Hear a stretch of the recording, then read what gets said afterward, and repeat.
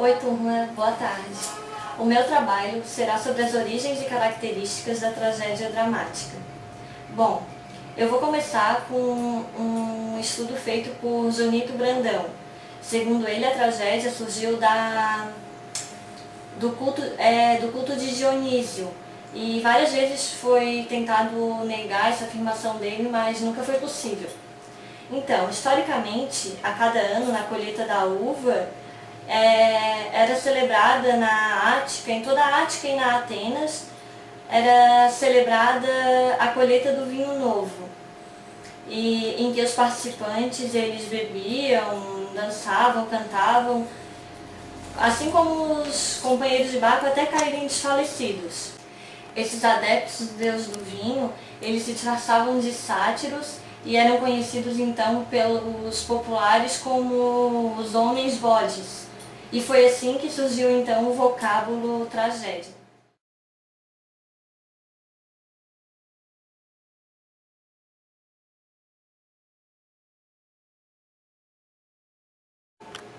Então, nesse estado de cantar, dançar, beber e cair desfalecido, os participantes, eles acreditavam sair de si pelo processo de êxtase, o qual implicava um mergulho em Dionísio e que Dionísio também deveria mergulhar em seu adorador pelo processo do entusiasmo.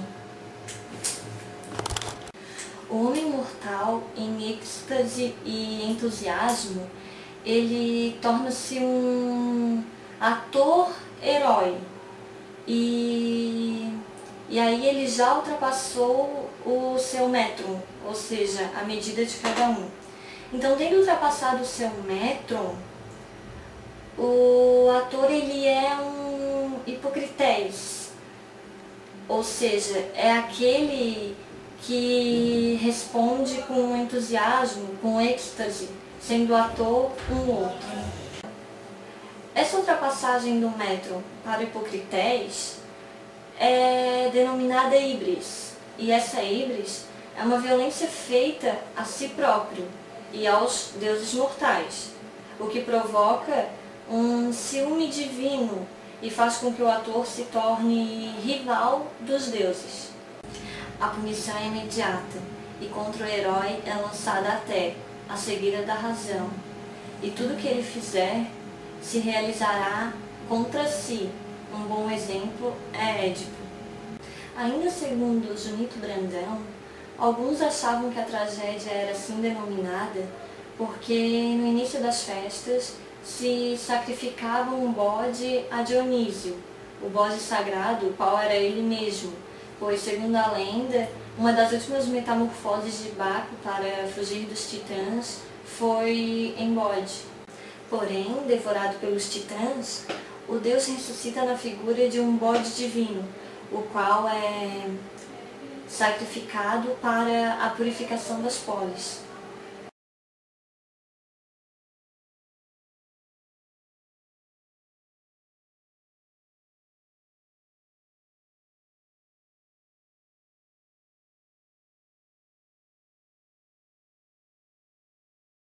No início da Idade Média, o teatro quase sumiu, pois a Igreja Católica, que detinha o poder, considerava o teatro um pecado, já que era uma imitação do mundo de Deus. No início do século XI, com o aumento da produção agrícola, cidades se expandiram, feiras reapareceram e isso fez com que o teatro voltasse a aparecer na igreja. Para divulgar seus ensinamentos, a igreja passou a utilizar recursos teatrais como diálogos entre os sacerdotes e os fiéis.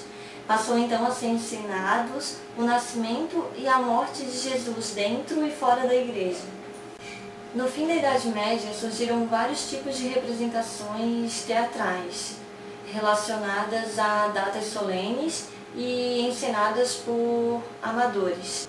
As Paixões e os Mistérios, por exemplo, eram espetáculos públicos, encenados durante dias em palcos ao ar livre.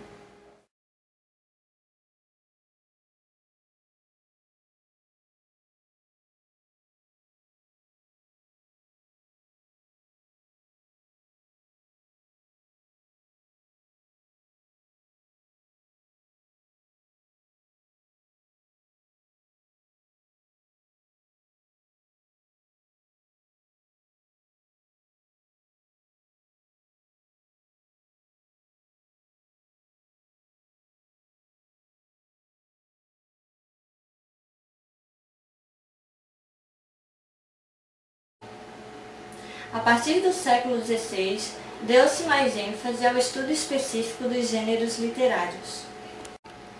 Foi com Platão e também Aristóteles que surgiu a classificação dos gêneros literários em épico, lírico e dramático. Para Platão, toda manifestação artística tem por base falsas situações, como se fossem imitações transitórias. O estudo do gênero dramático vem desde a Antiguidade Clássica, e o primeiro teórico a utilizar os princípios deste gênero foi Aristóteles. Até início do século XIX, predominavam as teorias de Aristóteles, que dividiam as peças teatrais em tragédia e comédia. O gênero dramático procura representar o conflito do homem com seu mundo. Já a comédia mostrava os baixos e instintivos sentimentos. De origem de ofícios religiosos, as tragédias mostravam os sentimentos nobres dos homens. O drama nasce da concepção de que a vida não é só tragédia ou comédia, mas sim os dois ao mesmo tempo. Na primeira metade do século XX, o teatro passa a fazer o espectador analisar e refletir sobre o mundo que o cerca. O gênero dramático só se complementa com a atuação de atores nas peças teatrais.